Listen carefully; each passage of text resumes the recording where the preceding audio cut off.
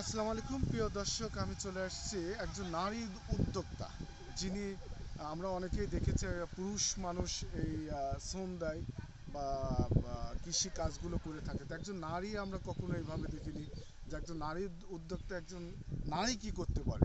তো আমরা অনেক নারী হয়তো এইভাবে আমরা এই কাজে থেকে আমরা হয়তো উৎসাহিত পাবো। তো একজন বোনের সঙ্গে আমরা কথা বলবো যিনি এই আলুগুলো লাগিয়েছে। দেখুন এই এই যে আলু আপনারা দেখতে পাচ্ছেন না, এই আলু ক্যামেরা এই আলুগুলো কিন্তু সম্পূর্ণ ওনার লাগানো। উনি শ্রমিকের পিছনে কিছু শ্রমিক লাগিয়ে এই আলুগুলো লাগিয়েছে। যে কতগুলো আলু লাগিয়েছে কতখানি জমির উপরে এবং ওনার ভালো মন্দ সবগুলো আমরা ওনার কাছে জানবো। আসুন আমরা একটু আপায় দিকে আসুন একটু। আপনার নাম কি? আমার নাম শাহানাজ চৌধুরী। শাহানাজ পারভীন। আপনি কি নিজে এই জমি চাষ করছেন? হ্যাঁ, আমি নিজে 10 বিঘা জমি চাষ আপনি করি। নিজে একজন কৃষক, হ্যাঁ, একজন নারী উদ্যোক্তা। আমরা দেখি বহু পুরুষ আমরা দেখেছি, আমরা নারী কোনো একজন বোন এভাবে একজন সরাসরি সে নিজে শ্রম দিয়ে এই ফসলটি লাগিয়েছে। তো কেমন কি মানে আপনার বীজ কেমন মানে কত দিয়ে কিনেছিলেন? আমি প্রথমে 2 বিঘা মানে 4 বিঘা লাগাইছি। নুমলাটা 2 বিঘা আর হচ্ছে আগুর 2 বিঘা। তো ওই 2 বিঘায় মনে করেন যে আলুর বীজে আমার কিনা ছিল 43,000 টাকা। 43,000 টাকা বীজ কিনা ছিল মানে এবং 43,000 টাকা কি মন না মানে টোটাল? 14 বস্তা আলু কিনছি। আচ্ছা আচ্ছা 3,000 টাকা বস্তা। আচ্ছা আচ্ছা নগদ টাকায় 3,000 টাকা বস্তা। মানে 14 বস্তা কিনছিলাম। আচ্ছা আচ্ছা। সব মিলে ওইটা তোমার লসই হয়ে গেছে। বীজের দাম বেশি, সার সব ম্যানেজ দিয়ে কাজ করাই তো। কতখানি জমির উপরে এই আলু লাগিয়েছেন? 4 বিঘা। 4 বিঘা। হ্যাঁ। তে এতে কি মনে হচ্ছে এখন কত করে বিক্রি হচ্ছে বাজারে? এখন তো শুনতেছিলাম 500, আমি এখনো বিক্রি করিনি, এটা স্টোরে রাখার জন্য উঠাচ্ছি। ওই স্টোরে রাখবেন, হ্যাঁ। তাতে কিছুটা লাভ আসবে হয়তো রেখে দিলে, হ্যাঁ। যেহেতু এখন আলুর দাম তেমনটা নেই বাজারে। না।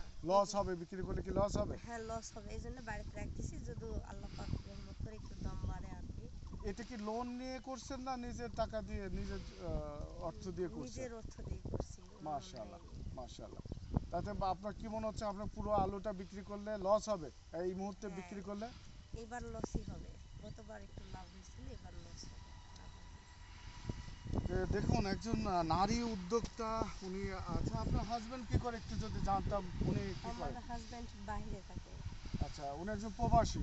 হ্যাঁ, প্রবাসী, আচ্ছা দুবাই আপনার প্রবাসী। বাচ্চা কাচ্চা বড় বড় না ছোট ছোট সব? আমার একটা ছোট ছেলে আছে 7 বছর, আর মেয়েটা তার মানে আপনাকে তো সাহায্য করতে পারে না। না। তো দেখুন একজন নারী উদ্যোক্তা, নারী একজন কৃষক, আমরা অনেকেই হয়তো আমার এই প্ল্যাটফর্মে আসলে যেটুকু দেখেছি, আমি কোনো নারী এইভাবে কৃষিকাজ করে থাকে আমার এটা প্রথম দেখা। প্রিয় দর্শক, আপনাদের কাছে কেমন লাগলো? দেখুন এই যে আলু দেখছেন আপনারা, এই যে আলু সারি সারি রেখে দিচ্ছে দেখুন। এদিকে কিছু শ্রমিকও লাগিয়েছে, তাই না? আমরা একটু, আপনি একটু আসবেন সামনে। আমরা তিনি কিছু শ্রমিক লাগিয়েছেন, সে শ্রমিকের সঙ্গে আমরা কথা বলবো। দেখুন একটু আলু কাছে থেকে একটু দেখানোর চেষ্টা করি, একটু নিচে একটু কাছে থেকে দেখি মোবাইল যেন বাঁকা।